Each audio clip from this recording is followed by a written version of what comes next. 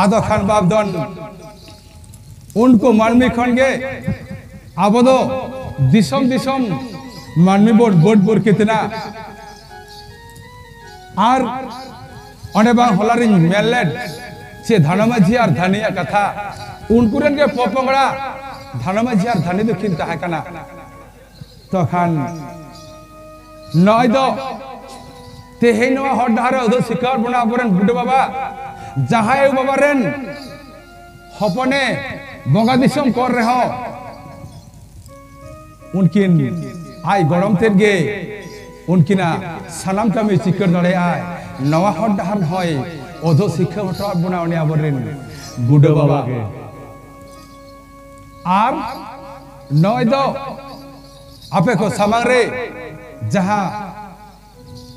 कहानी छपड़ा गुले तो खान अने आयुता को दो बहुत दो सेदा बांगबन हया पुटुर कुआ आयुता को मा डाहन टंडी चला मना किता कुआ आयुता को दो डाहन टंडी बांग को चलाओ कांते उनको दो तरोय बांग उठान काट कुआ आर बाबा तको के डाहन टंडी बन चलाओ कान से उनाते बाबा तको के तरोय उठान काट बुना उना होतेते बाबा तको के बन हया पुटुर कुआ उना होतेते आयुता को दो बांग बन हया पुटुर कुआ नय खेरवाले बेन गाता तरफ कन जहा उडंग ले सापड़ा अगले नवा दो